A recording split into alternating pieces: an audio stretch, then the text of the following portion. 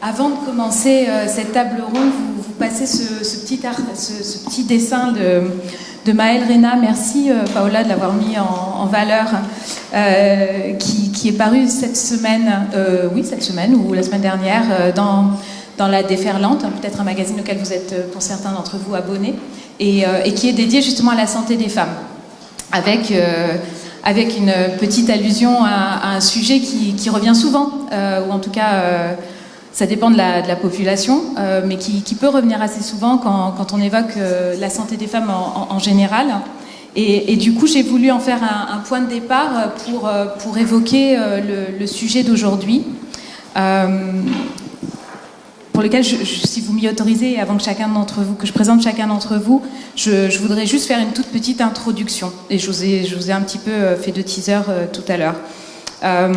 Aujourd'hui, on a heureusement commencé à repenser la question de la santé des femmes, comme je disais tout à l'heure, et sortir de simplement une question de santé reproductive ou de santé sexuelle, et de commencer à prendre en compte la femme comme dans tout type de pathologie, en commençant justement à penser à la pathologie par rapport à des types de traitements qui pouvaient être différenciés. Je ne vais pas revenir sur le sujet que vous connaissez probablement tous et toutes des essais cliniques, avec la difficulté d'avoir en essai clinique une représentation égale par sexe. Mais la problématique de commencer aujourd'hui à penser l'être humain et le soin de l'être humain en deux genres fait qu'on a aujourd'hui quand même un certain nombre de retards sur les données par rapport au deuxième genre, au deuxième sexe, c'est-à-dire les données en santé des femmes. Et c'est par ce prisme-là que j'ai voulu l'aborder aujourd'hui, parce que je trouvais que c'est une bonne manière de réunir les témoignages de l'ensemble des gens qui étaient là avec nous, sachant qu'aujourd'hui, une des difficultés qu'on a en données, c'est pas tant d'y avoir accès une fois qu'elles existent, c'est d'abord de faire en sorte qu'elles existent. On a un certain nombre de pathologies pour lesquelles aujourd'hui on ne va pas avoir d'informations spécifiques au genre rencontré. Je pense par exemple à des problématiques de santé mentale, où on va peut-être moins regarder. J'ai une problématique qui me vient en tête, et peut-être que vous voudrez en parler, mais l'autisme par exemple, qui pendant très longtemps est une pathologie qu'on a associée plus spécifiquement aux jeunes hommes, et que du coup est moins diagnostiquée chez les jeunes filles, parce que finalement elles sont calmes, c'est bien, c'est comme ça qu'elles doivent être. Ce type de problématique fait que de facto on ne va pas avoir des données sur l'autisme féminin et avoir moins de visibilité sur ça. De la même manière, on peut avoir sur des moments de vie tout à fait normal et auxquels je souhaite à chacune d'entre nous d'accéder, c'est-à-dire la ménopause, moins de données, parce que justement c'est un état de fait qui fait que la femme ne va pas obligatoirement consulter, on ne va peut-être pas l'amener à consulter, donc du coup comme elle n'est pas médicalisée, on a moins de données cliniques sur ce qui lui arrive, et donc on a moins de données cliniques sur la ménopause en général, même quand c'est pas grave, même quand on n'en meurt pas, comme la grossesse. Donc l'idée aujourd'hui, c'était d'évoquer un petit peu ce manque, et peut-être aussi les difficultés qu'on peut avoir à récupérer de la donnée en santé des femmes, en sortant purement du prisme qui fait que pratiquement chacune d'entre elles, quand elle a un enfant, va passer éventuellement dans les mains de l'hôpital, mais de sortir un peu plus de ce prisme-là et de voir dans quel cadre on peut ou pas avoir accès à de la donnée. Et pour commencer, je vais vous présenter déjà, voilà, c'est ça que je vais faire pour commencer. Et parce qu'on a peu de temps, c'est moi qui vous présente, mais n'hésitez pas évidemment à compléter derrière. Est-ce que le petit bouton ? Génial. La docteure, excusez-moi, Sarah Doshi, donc qui est psychiatre à la Maison des Femmes de l'Hôtel-Dieu, voilà. Candice Granger, qui est sage-femme à la Maison des Femmes de l'Hôtel-Dieu également. La professeure Elisabeth Dion, qui est radiologue ici à l'Hôtel-Dieu aussi. Raphaël Taube, je ne me suis pas trompée, qui est cofondatrice et CEO de Matrice ICIA, et tu nous en parleras un petit peu tout à l'heure. Et le professeur Louis Marcelin, qui est chirurgien et obstétricien et gynécologue, c'est ça, je ne me trompe pas, j'ai tout dit, à Port-Royal, c'est ça ? J'ai gagné. Je vais commencer par toi, Raphaël. Parce que je pense que la donnée, parce que t'es la seule, on va dire, industrielle du lot. Voilà, t'as été promue. Quelle promotion. On a un petit peu parlé pour préparer cette table ronde. Peut-être juste nous présenter rapidement ce que tu fais avec Matricicia et justement comment cette donnée des femmes, comment tu vas la récupérer en santé des femmes, comment tu vas la récupérer et qu'est-ce que tu en fais. Ok, très bien. Donc, nous, on développe des intelligences. Donc, on est une start-up. Donc, peut-être pour préciser, on est quand même assez loin d'être considéré comme un industriel. D'autant plus que notre boîte est en cours d'incorporation. Et ce que je tiens à préciser, on est une start-up issue de l'INRIA et de la PHP. Donc l'INRIA, c'est un institut de recherche en computer science et en robotique. Donc nous, on est plutôt du côté justement computer science, machine learning. Moi-même, je suis physicienne et dans notre équipe, on a tendance à avoir plutôt un background de mathématiques. Et donc en fait, on aborde le sujet de la santé des femmes via le point de vue justement de computer scientist et donc par la donnée. Et en particulier, ce à quoi on s'intéresse, c'est à la lecture des images, et en l'occurrence des images de radiologie, d'où notre partenariat avec la PHP. Le use case des intelligences artificielles en fait conçues pour aider et accompagner les radiologues dans leur lecture des images, que ce soit des images d'IRM, d'échographie, de mammographie, de rayons X, de PET scan, de ce que vous voulez. C'est quelque chose qui est assez, qui finalement a quand même quelques années maintenant. Les premières boîtes qui faisaient ça dataient de 2015. Et il y a 300 dispositifs médicaux, c'est des produits qui sont régulés par le marché, qui sont régulés par les instances, qui sont sur le marché aux États-Unis.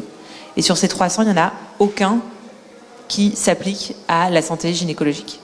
Et donc nous, c'est ça ce qu'on construit comme premier produit.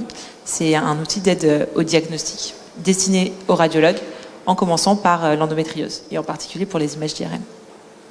Et donc, la question, c'était pour entraîner une IA, ou juste déjà commencer à construire l'algorithme qui va bien, il faut de la donnée, il faut de la compréhension, et du coup, tu t'es tourné naturellement vers l'hôpital.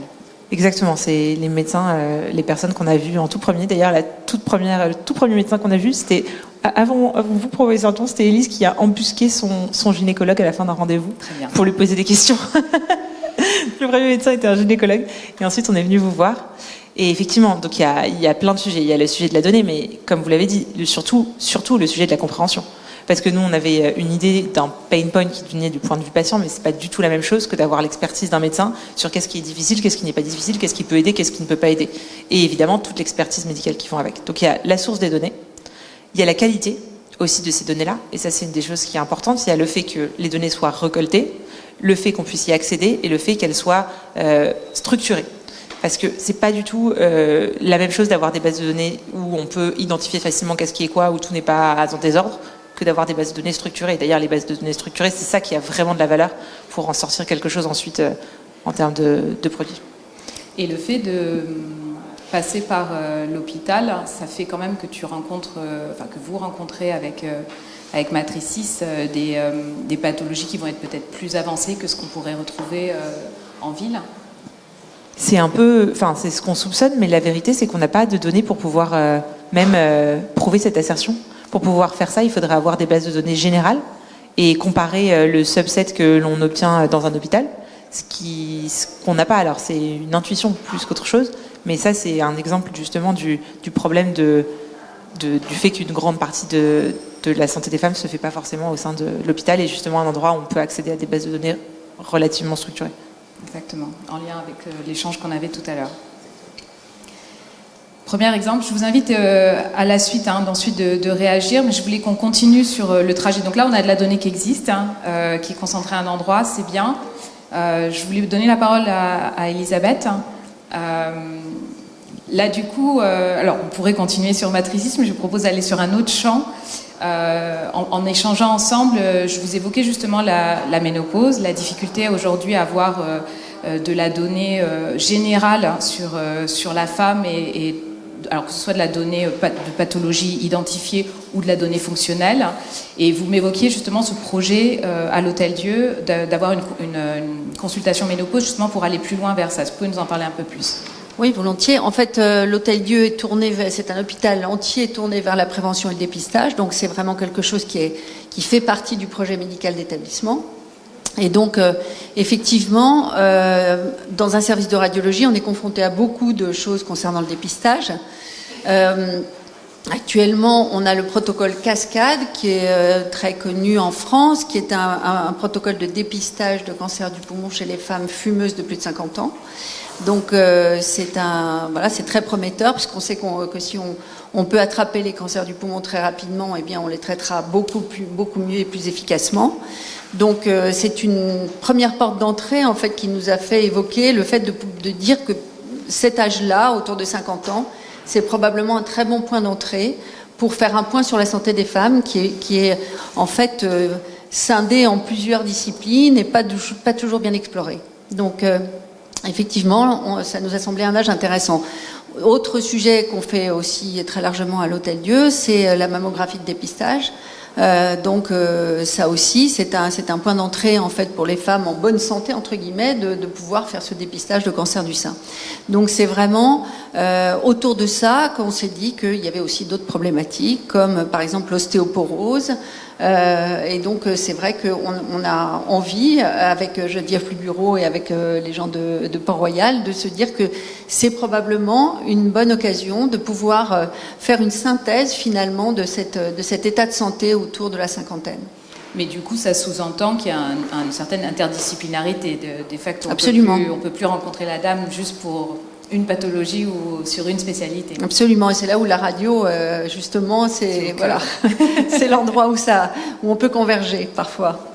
Voilà, et derrière ce projet-là, parce que c'est un des sujets qu'on voit, nous, en tout cas en Femtech régulièrement, est-ce qu'il y a un projet aussi d'avoir peut-être de la donnée, je m'excuse si le terme n'est pas bon, mais peut-être moins pathologique, mais plus fonctionnel en termes de santé mentale, en termes de douleurs articulaires, par rapport à ce moment de vie de la femme? Oui, bien sûr, et donc c'est vrai que pour faire la synthèse de tout ce dont on vient de parler, c'est très important d'avoir une consultation dite généraliste ou dans tous les cas qui fait une espèce de synthèse de la santé et c'est l'occasion évidemment d'aborder des signes fonctionnels qui ne sont pas forcément bien explorés par ailleurs. Et derrière, l'idée, c'est de pouvoir exploiter cette base de données par la suite, c'est ça sans doute, oui, bien sûr. Tout ce qu'on essaye de regrouper ici à l'Hôtel-Dieu autour justement de ces start-up, de ces entrepreneurs en santé, c'est de pouvoir justement utiliser ces données pour pouvoir faire des études de cohorte qui sont intéressantes, bien sûr. Tout à fait. Merci. Donc là, on est sur de la donnée plus clinique, si je me permettre. Moi, ce qui m'intéressait aussi en échangeant avec Sarah, alors qu'on dit qu'on n'a pas eu l'occasion de se parler encore, mais ça ne saurait tarder, je pourrais le faire là maintenant,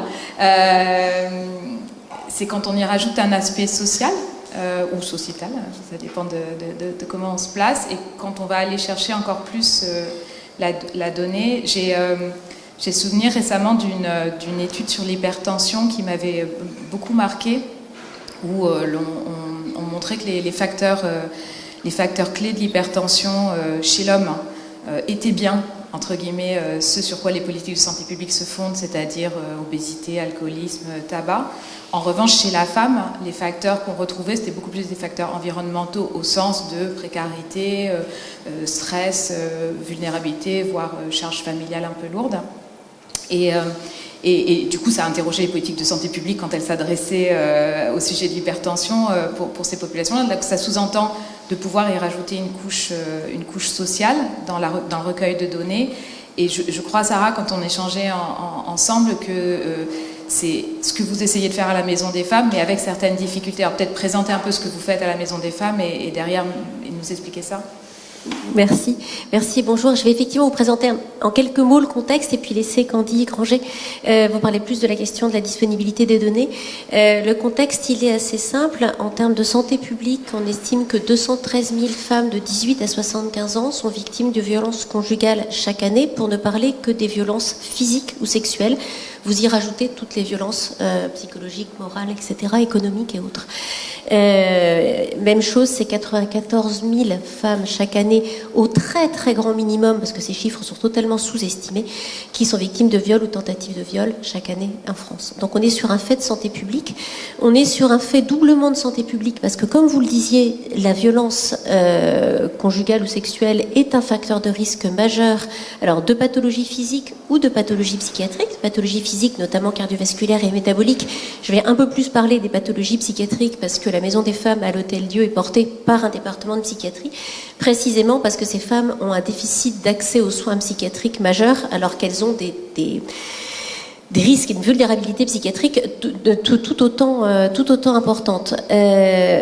Là encore, un chiffre de contexte qui est une donnée épidémiologique, qui ne dit rien du sens causal. Mais on estime qu'une patiente victime de violences conjugales sur 2 minimum a un trouble psychiatrique ou addictologique. Quand je dis trouble psychiatrique et addictologique, c'est-à-dire situation, qu'elle soit réactionnelle ou pas, qu'elle soit secondaire ou pas, c'est pas le problème, mais qui relève d'un plan de soins et dont le non-traitement peut entraver la sortie de la violence, notamment par honte, par difficulté à parler, par difficulté à bouger, par conviction que c'est soi-même l'auteur, etc. Et c'est bien là qu'on arrive à la question des données, c'est-à-dire que chez ces patientes-là, dans un certain nombre de cas, l'accusation de pathologie mentale est une raison de dénigrement, est une raison de les faire taire, et donc à la difficulté d'une manière générale quand on est anxieux, quand on est déprimé, quand on est apathique à se sortir d'une situation, s'ajoute la stigmatisation du conjoint ou de l'ex-conjoint et de l'entourage, visant à dévaluer la parole de la femme, disant de toute façon, tu as des troubles psychiatriques, c'est de ta faute, on ne te croira pas, etc. Ce qui malheureusement en plus est quelquefois le cas.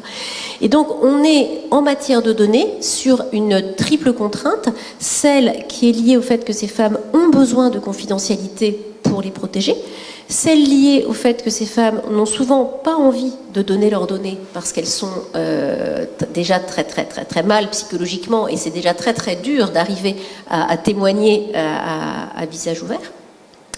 Et on a en plus une sous-évaluation de la situation parce que ces femmes n'ayant pas accès aux soins ne vont pas avoir accès au diagnostic. Et notamment en matière de troubles psychiatriques, les chiffres qu'on a d'1 sur 2, c'est dans les quelques études qui, comme on le fait ici, demande systématiquement à ces femmes de rencontrer un psychiatre. Mais c'est excessivement rare et dans la plupart des cas, on n'a pas les moyens de le faire. Et donc, on est sur des chiffres qui sont, là encore, des données qui sont d'autant plus inaccessibles. Donc, ça, c'est pour vous donner un petit peu le contexte. Donc, fait de santé publique, fait de santé par sa fréquence, par son impact, et en même temps, entrave structurelle à la collecte de données. Merci Sarah. Je pense que tu as déjà tout très bien résumé. Et donc sur ce qu'on fait des données, c'est la vraie difficulté en fait, c'est qu'il y a très peu de données et notamment de données concernant la santé des femmes victimes de violences, parce que le dépistage de la violence n'est pas systématique encore dans les consultations, et donc du coup, c'est difficile de faire correspondre une situation clinique à une situation de violence.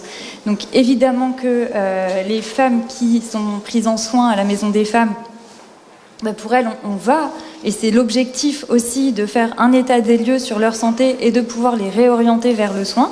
C'est la mission première qui nous est confiée par l'Agence régionale de santé.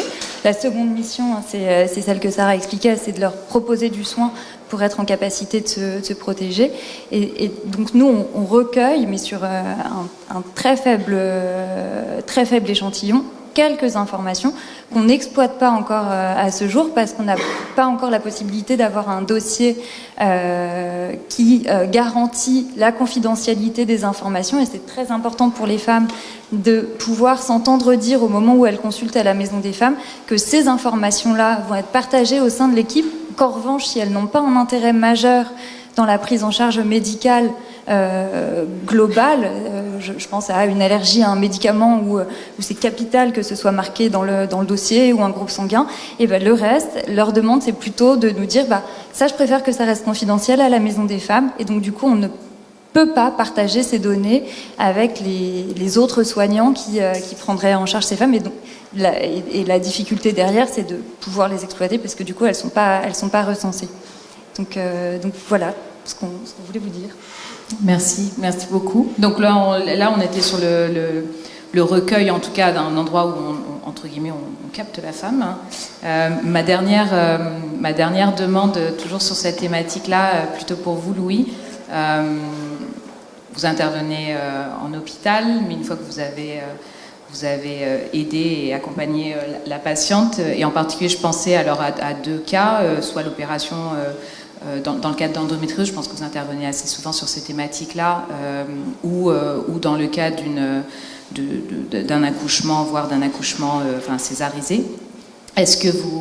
Comment est-ce que vous avez la capacité de continuer à suivre sur un parcours de ville, et là aussi, le suivi long cours, voire on évoquait cela avec le professeur Césaris tout à l'heure en amont de cet échange, pouvoir suivre les femmes sur du long cours, voire très long cours, comment on peut arriver à le faire alors qu'on les voit passer entre guillemets que pour un événement spécifique? Oui, merci infiniment. C'est effectivement d'un point de vue, quand on est chirurgien, on s'occupe d'un problème à un temps donné pour une pathologie donnée, et puis la patiente vient à l'hôpital et est opérée, puis elle repart après dans son suivi classique. Quand on est obstétricien, on voit une patiente pour le suivi de sa grossesse, et puis une fois qu'elle accouche, elle repart dans son suivi habituel. La prise en charge des femmes, elle est pas que gynécologique, même si en gynécologie on s'occupe des problèmes gynécologiques, mais on va s'occuper des patientes de leur adolescence jusqu'à bien après la ménopause. Et l'organisation du soin entre la ville et l'hôpital est parfois compliquée parce qu'il faut arriver à faire une certaine continuité entre les problématiques gynécologiques et non gynécologiques, et puis les raisons pour lesquelles les patientes viennent à l'hôpital pour des problématiques spécifiques. Et puis, il faut arriver à mettre en relation toutes les disciplines qui vont intervenir dans les problématiques des femmes, que ce soit d'un point de vue médical, chirurgical, social, psychologique et psychiatrique, et intégrer toutes ces problématiques dans leur vie professionnelle ou pas, si elles n'en ont pas. Donc voilà, une femme, c'est pas qu'une problématique gynécologique, et c'est un ensemble de questions qu'il faut arriver à intégrer dans le suivi. Ensuite, la question de la transmission de l'information entre l'hôpital et la ville, ça c'est un éternel problème. Alors il y a des réseaux de soins, il y a des dossiers médicaux partagés, il y a des filières de prise en charge pour les pathologies, notamment pour l'endométriose. C'est des filières qui sont en train d'être constituées pour assurer un maillage territorial et faire en sorte que les patients puissent aller dans des endroits proches de chez elles. Mais cette question de la transmission de l'information est très compliquée. Et pour vous donner l'exemple de la PHP, il y a un logiciel institutionnel qui s'appelle Orbis, qui est un gros logiciel qui fonctionne très bien quand on sait l'utiliser, mais qui est assez hermétique avec les interfaces de la ville.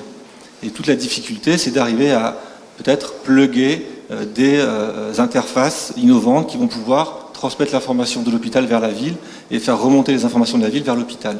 Et ça, c'est des choses auxquelles on essaie de travailler, et notamment, Nicolas l'a dit tout à l'heure, sur le projet avec Nabla, qui est une start-up de suivi et de consultation asynchrone des patientes, où dans le cadre des urgences gynécologiques, on a travaillé à un outil qui évite de faire revenir les patientes dans leur suivi post-urgence. Par exemple, une femme qui vient pour une grossesse extra-utérine, par exemple, elle va être vue une première fois, et puis on va lui demander de revenir plusieurs fois aux urgences pour être suivie pour sa pathologie. Notre problématique, c'était de dire, plutôt que de contraindre les femmes à revenir systématiquement à l'hôpital pour leur suivi, c'est d'avoir un outil numérique qui va leur permettre d'avoir un suivi près de chez elles, et nous d'avoir un pilotage de ce suivi post-urgence par une interface numérique, sans, effectivement, ça a été dit tout à l'heure, ne pas complexifier le suivi ou prendre des risques inutiles, alors qu'on pense sincèrement que c'est quelque chose qui peut être mis en place.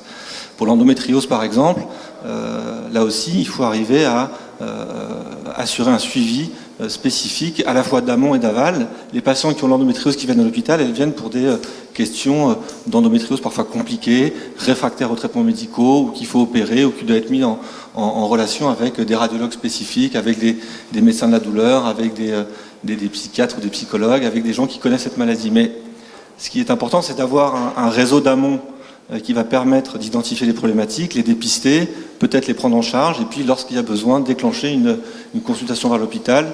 Et une fois que la patiente a été mise sur un parcours de soins à l'hôpital, pouvoir redescendre vers la ville pour continuer le suivi. Et donc toutes ces problématiques-là, effectivement, sont quotidiennes pour nous. On essaye de trouver des solutions pour harmoniser les prises en charge. Et là, vous êtes tous ensemble, c'est vraiment une question ouverte à vous toutes et vous tous, enfin vous toutes et vous. Est-ce que la question de la santé de la femme, aujourd'hui, en interdisciplinaire, c'est une question sur laquelle vous avez une attention plus particulière en essayant de réfléchir? J'ai échangé avec certains étudiants en médecine qui me disaient que jusqu'à maintenant, en tout cas, l'apprentissage anatomique se faisait plutôt sur un référent plus masculin. Est-ce que ces questions... Alors évidemment, vous êtes chacun et chacune dans des spécialités plus spécifiquement féminines, sauf peut-être pour vous, Elisabeth, mais est-ce que cette question de la santé des femmes et des spécificités de la santé des femmes, c'est un sujet qui est abordé ou que vous abordez en interdisciplinaire? Pour ce qui est de l'anatomie, non, je pense qu'on a tous appris les deux, non, quand même, je crois qu'on n'avait pas... Pardon, bien sûr, je sous-entendais juste par rapport à certaines spécificités. Non, ce qui a changé, je pense, c'est effectivement que les femmes ont un mode de vie qui a changé, en fait. Il y a 20 ou 30 ans, elles ont beaucoup fumé, elles ont un mode de vie, fort heureusement, qui s'est homogénéisé, on va dire, avec les hommes. Et donc, on observe effectivement des maladies cardiovasculaires, on observe le cancer du poumon, on en parlait tout à l'heure. Donc ça, c'est effectivement des pathologies qui ont été ignorées jusqu'à il n'y a pas si longtemps. On s'y intéresse depuis assez peu de temps, en fait, aux maladies cardiovasculaires chez la femme, par exemple. Donc ça, c'est évidemment quelque chose qui est un point d'attention très fort. Et la prévention de l'infarctus du myocarde, c'est un vrai sujet chez les femmes aujourd'hui. La première cause de mortalité étant les maladies cardiovasculaires. Sarah, peut-être juste pour... Alors nous, on aurait presque la problématique inverse, puisqu'on s'appelle la Maison des femmes et donc quid des hommes. Et donc pourquoi la Maison des femmes? En fait, c'est parce que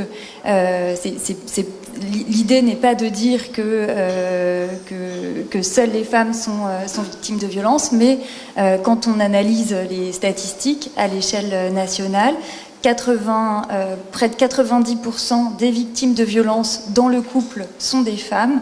Et parmi les auteurs condamnés, c'est 95% d'hommes. Et donc c'est pour ça que c'est aussi genré et qu'on s'appelle la Maison des femmes. Alors je ne sais pas si Louis voulait intervenir.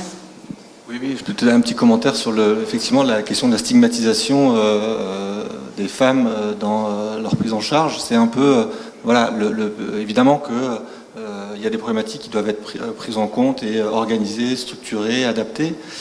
Mais je voudrais prendre l'exemple du congé menstruel, par exemple, qui a été un moment soulevé sur de pouvoir faire un arrêt de travail sur le congé menstruel. Et la réflexion qu'on pourrait avoir, c'est de se dire, alors bien sûr que c'est très important d'adapter les situations spécifiquement aux femmes, néanmoins, il faudrait faire attention à ne pas stigmatiser la femme sur son problème de menstruation, et toutes les femmes qui ont des règles n'ont pas forcément des douleurs, toutes les femmes qui ont des douleurs n'ont pas forcément des problèmes d'endométriose, et la question de se dire, par exemple, j'ai un congé menstruel, et puis là j'ai plus de congé menstruel parce que finalement j'ai pris un traitement ou j'ai une grossesse, et on pourrait mal interpréter les choses, et donc la stigmatisation dans la prise en charge de la santé des femmes est un élément qu'il faut absolument prendre en compte pour éviter d'avoir un effet inverse et parfois délétère, je pense.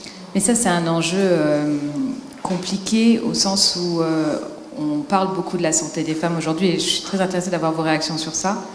On parle aujourd'hui beaucoup de la question de la santé des femmes parce qu'il y a un enjeu sociétal, parce qu'il y a une demande sociétale. Or, ce qu'on demande les unes et les autres, en tout cas, et ce que je pense, ce à quoi vous contribuez, c'est pas tant de le regarder d'un point de vue sociétal, c'est de le regarder d'un point de vue médical. Et du coup, justement, comment on fait face à ça quand on est soi-même soignant ou soignante pour justement réussir à dépasser l'effet sociétal et se concentrer sur le médical? Alors là, je pense qu'effectivement, c'est la recherche clinique, c'est les données, c'est les arguments, c'est de dire qu'effectivement, il y a un surrisque de situations cardiovasculaires, de cancers, de problématiques spécifiques des patientes, mais effectivement, il faut aller au-delà de la question sociétale et se pencher sur les réalités médicales spécifiques aux patientes, sans pour autant stigmatiser les femmes en tant que femmes uniquement, mais en tant que femmes malades, quand il y a un problème. Voilà. Je ne sais pas si oui, ça fonctionne. Non, je voudrais juste ajouter que en matière de fait sociétal, fait social, on est probablement aujourd'hui, pour la violence faite aux femmes, dans une situation un petit peu analogue à celle dans laquelle on était pour l'alcoolisme il y a 30 ou 40 ans. Parce que l'alcoolisme il y a 30 ou 40 ans était un fait social avec une stigmatisation, une culpabilisation, avec d'ailleurs des réponses dans le champ social de limitation de la disponibilité de l'alcool, etc. Et il a fallu des données de recherche pour qu'on puisse commencer à comprendre ce qui se passait et qu'on puisse commencer à comprendre que l'alcoolique qui rechute, c'est pas qu'à un moment il considère que plus rien n'a de valeur et que c'est quelqu'un de dépravé et qui se fiche de tout, c'est que c'est quelqu'un dans le cerveau duquel n'existe plus que le stimulus alcool.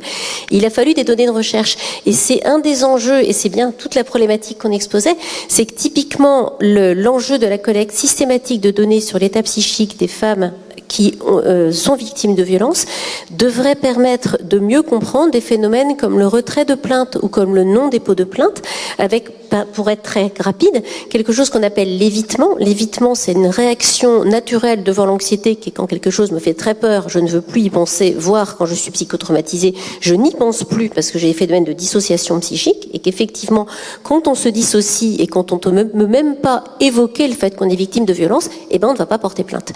Et quand le fait de porter plainte amène à se confronter à l'agresseur, on retire sa plainte. Et typiquement, si on veut pouvoir comprendre ça sur un axe médical et proposer des soins, et c'est ce qu'on voit au quotidien à la Maison des Femmes, c'est qu'en fait, quand on traite ces phénomènes-là, eh ben, les femmes sont plutôt adaptées et elles n'ont aucune raison d'aller retirer une plainte qui les protège. Mais pour ça, on a besoin de données. Et notre problème, c'est qu'on n'arrive pas à les collecter. C'est QFD. Raphaël, Elisabeth, est-ce que vous voulez intervenir ? C'est plus tout à fait relié à ce sujet-là, mais je voulais revenir sur la question de la formation que vous aviez tout à l'heure. Donc c'était en l'occurrence celle des internes que évidemment je ne connais pas, mais je pensais plutôt à la formation du côté des gens qui ont vocation à devenir data scientists, spécialistes en machine learning, etc. Ce qui est assez courant quand on fait ce type de formation et qu'on s'intéresse à la santé, c'est d'avoir des UE ou des cours où on va travailler sur des bases de données, faire des projets et s'entraîner sur ça. Et donc ça, évidemment, même sur des bases de données en santé, ça se fait sur des bases de données open source qui sont disponibles, qui sont potentiellement des bases de données européennes, la plus fréquemment américaines, anonymisées bien sûr, et sur lesquelles on va essayer de construire ses propres algorithmes.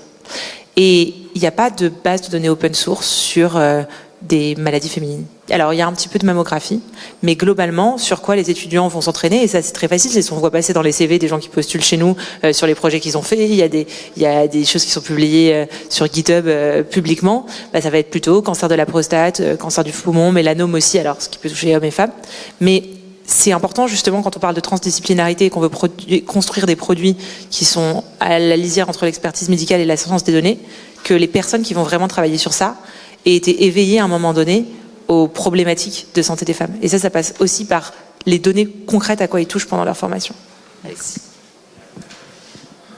Donc, je voulais juste parler un petit peu de la mammographie qui a été vraiment un sujet très important pour l'IA en fait. Ça a été l'un des premiers sujets en fait qui a intéressé l'IA. Donc la détection des microcalcifications sur la mammo.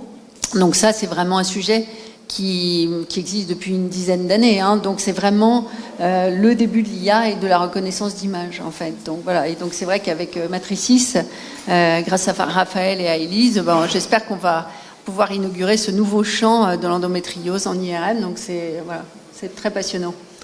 Et pour rebondir sur l'endométriose, effectivement, donc parce que je m'occupe maintenant principalement d'endométriose, la question de l'intelligence artificielle et de la collection de données est fondamentale parce que si la donnée collectée est de bonne qualité et l'interprétation qu'on peut en faire, que ce soit des données d'imagerie ou des données cliniques, permettra certes du diagnostic, mais surtout du pronostic. Et c'est un peu comme dans les cancers du sein ou dans le diagnostic du cancer du sein et puis dans le pronostic.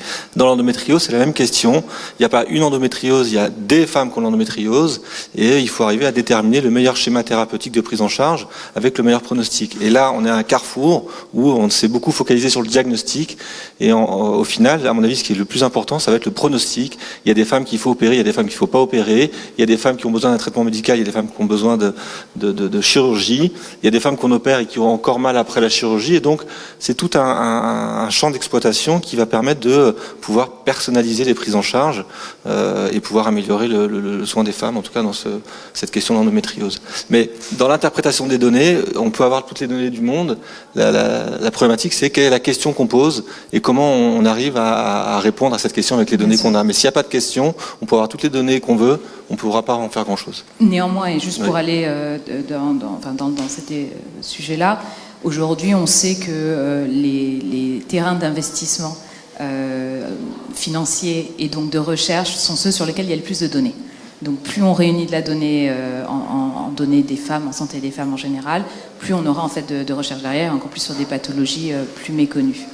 avant qu'on ferme, est-ce qu'il y a la table ronde, est-ce qu'il y a des questions dans la salle?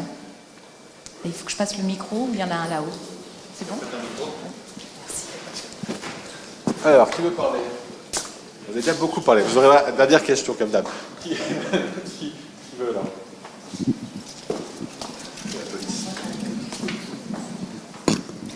Bonjour, merci pour votre partage de toutes ces informations. C'est super intéressant parce que nous, donc je m'appelle Anésia, je travaille dans un cabinet d'études qui s'appelle le BIT et on a travaillé notamment avec la HAS sur le dépistage des violences conjugales fait par les médecins généralistes.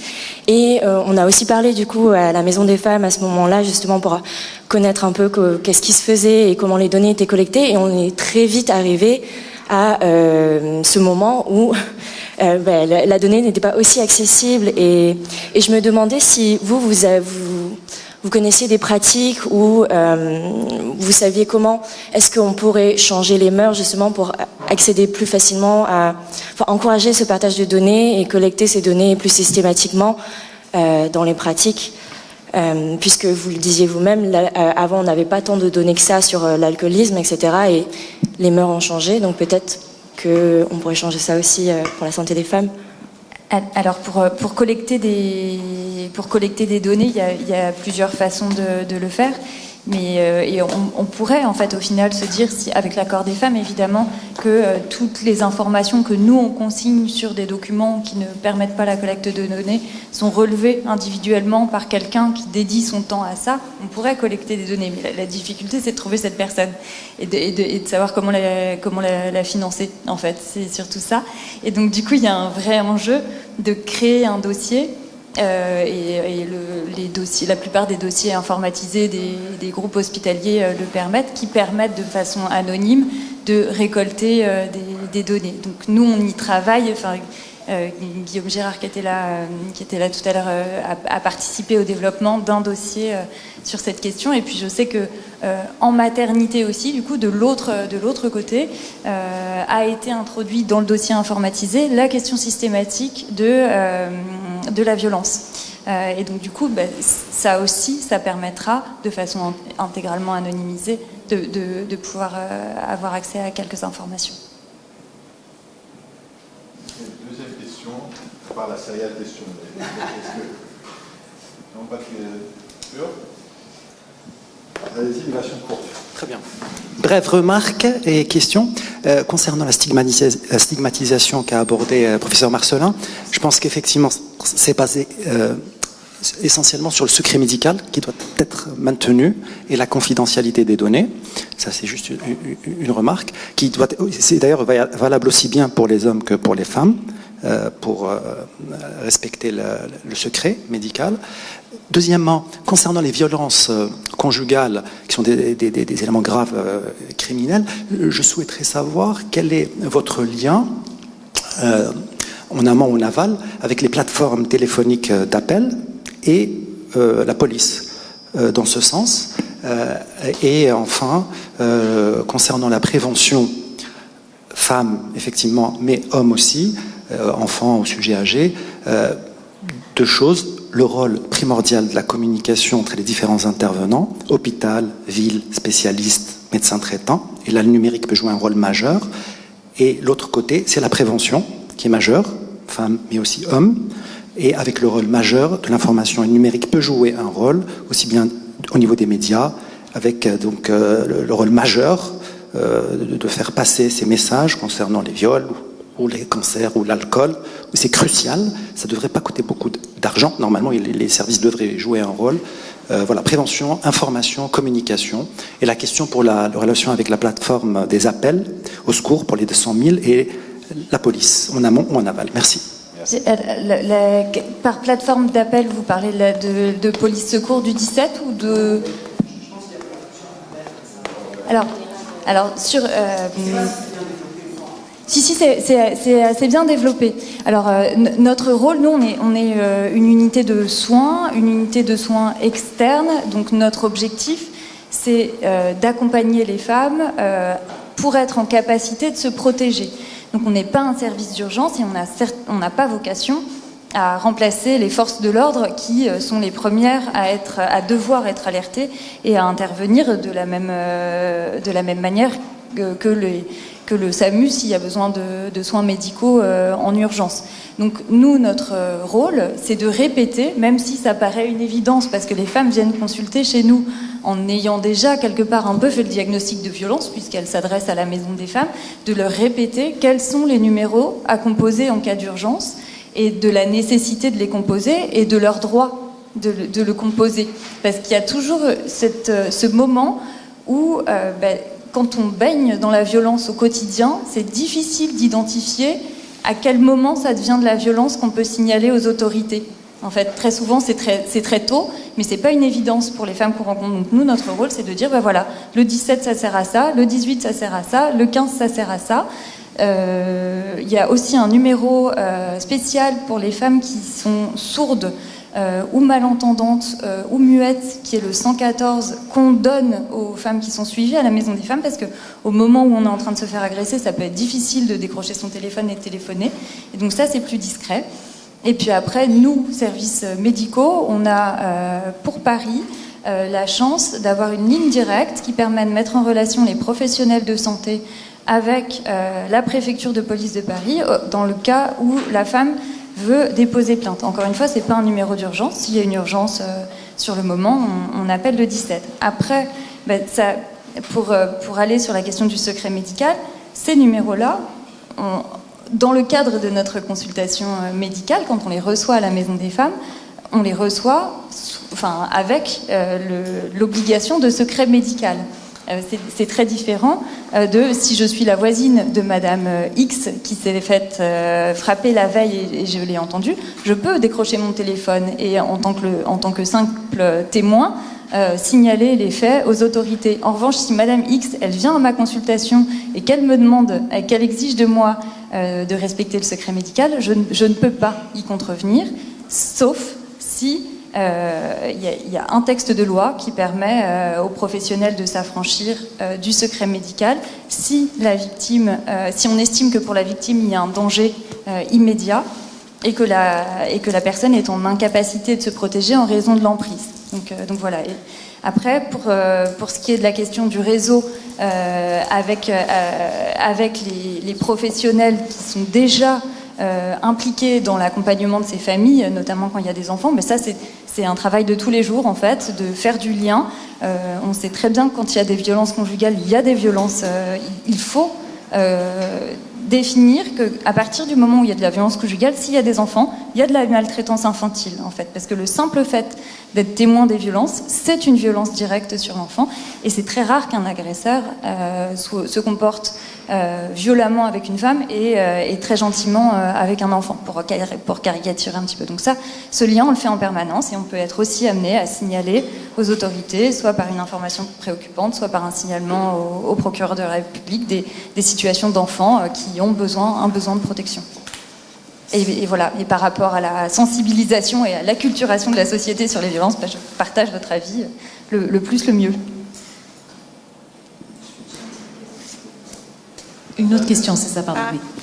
Je voudrais savoir s'il y a Oui, pardon, je suis médecin de recherche clinique et interniste, et je voudrais savoir s'il y a actuellement un rationnel pour penser la prise en charge des datas dans les essais de recherche clinique de façon différente en fonction du sexe, homme-femme, et en fonction des dates et des âges de la femme.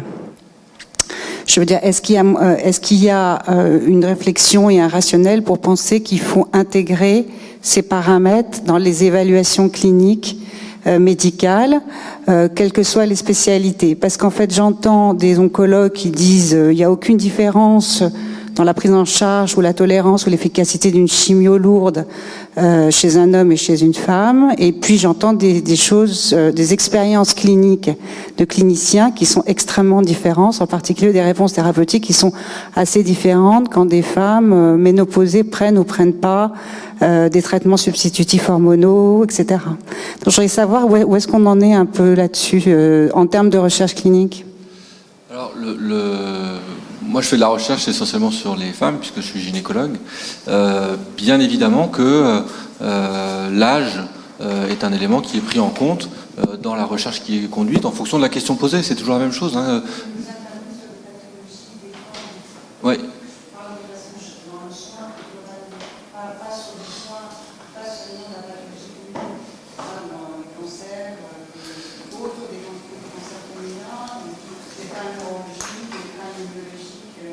En fait, je pense que la question revient aussi sur, parce que j'évoquais sur les essais cliniques qui aujourd'hui nécessitent pas obligatoirement du 50-50 en termes de représentation de sexe, voilà, oui, sur les pathologies non genrées en fait. Oui, non, mais alors la question, elle est réglée par finalement le lissage statistique des cohortes. Hein. Si vous faites une recherche clinique sur une chimiothérapie chez les hommes et les femmes, vous aurez statistiquement autant d'hommes que de femmes dans la cohorte, sous réserve que la pathologie soit pas prédominante chez une femme et chez un homme. Ensuite, si vous vous intéressez à un traitement dans une population, vous choisissez votre population au départ en fonction de la question posée. Et donc, si vous dites j'évalue une chimiothérapie chez des femmes de 40 à 50 ans, eh bien, vous avez vos critères d'inclusion dans l'étude clinique qui fait que vous incluez des femmes d'un certain âge. Ensuite, mais il n'y a pas comment dirais-je, il n'y a pas de parité à avoir dans la recherche clinique. Hein. Il y a des analyses qui permettent parfois de faire ressortir le sexe comme facteur, comment dirais-je, associé à une pathologie, par exemple. Mais ça dépend de la question posée, je dirais. Mais il n'y a pas de stratégie qui vise à spécifiquement isoler les femmes dans une étude, dans une recherche, sous réserve ça dépend de la question posée, je dirais. Mais la parité dans la recherche clinique, c'est pas une question qui se pose, puisqu'elle est réglée par l'étude elle-même. Hein. Voilà. Je pense que là, vous cherchez à savoir si il y avait un protocole qui faisait une attention particulière justement à la différence de sexe, ou si les règles avaient changé et prenaient en compte les différences de sexe. Hein. Ça a été très sous-étudié. C'est tout récemment qu'on commence à se réveiller sur cette question qui est très importante. Moi, je suis médecin, je suis cardiologue, clinicien. Donc, du coup, cette question, depuis quelques années, on commence à se poser des questions. Est-ce qu'un homme et une femme, au même âge, même contexte, même pathologie, est-ce qu'ils vont répondre pareil aux molécules, à la même posologie, à la même dose? Il y a quelques signaux d'alerte qui commencent à apparaître et on s'intéresse de plus en plus aux femmes qui étaient jusqu'à présent sous-estimées dans les grandes études. Alors ça, c'est de la pharmacologie, c'est une science en soi. Donc toutes les données qu'on estime qui peuvent être constituées des sous-groupes sont étudiées dans les études cliniques, en particulier le sexe et l'âge. Ça fait partie vraiment des données de base. Donc évidemment, les études en sous-groupe sont tout à fait possibles. Donc il n'y a pas vraiment de sujet sur cette question-là, à mon sens.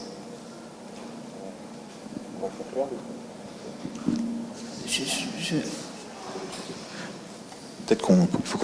Je veux bien intervenir sur cette question. Je pense que c'est vraiment important, quand on fait une étude, de déterminer à l'avance les sous-groupes, parce qu'il ne faut pas le faire a posteriori, et donc de pouvoir analyser des questions particulières chez les femmes. Quand on a un groupe homme-femme, c'est important. Comme disait Louis, il y a certaines pathologies qui vont être déséquilibrées en termes de parité homme-femme, et donc il faut aussi, soit on stratifie quand on randomise entre hommes et femmes, soit on analyse a posteriori, mais il faut l'identifier à l'avance, parce que après, les questions ne sont pas toujours bien posées. Et vous avez raison, il y a dans certaines pathologies des sous-groupes de femmes. Quand on regarde dans le groupe de femmes, parfois on ne voit pas de différence, mais dans le sous-groupe de femmes, en fonction de certains moments, certains événements, des effets secondaires qui peuvent être plus importants ou d'autres moins. De façon très étonnante, nous, on est un centre où on prend en charge des femmes enceintes qui ont des cancers.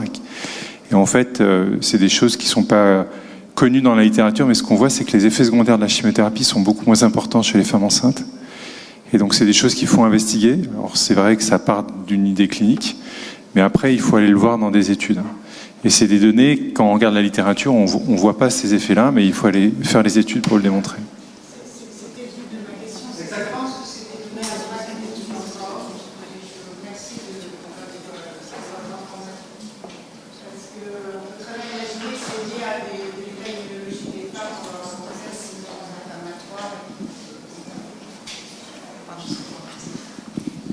Oui, je pense que c'est des données infracliniques encore, et je voulais savoir s'il y avait des travaux qui s'intéressaient à penser à ces éléments dans la conception des protocoles, parce que à l'heure actuelle, enfin, je pense que vous le faites particulièrement. Il faut le faire. Non, je sais que vous le faites, mais oui, enfin, il faut le faire de plus en plus, quoi. Enfin, c'est ça ce que vous dites. Pas de souci. Est-ce qu'il y avait d'autres questions? On m'autorise à fermer. Merci. Merci beaucoup. Merci à vous d'être intervenus et de ce partage. Et merci à vous pour les questions.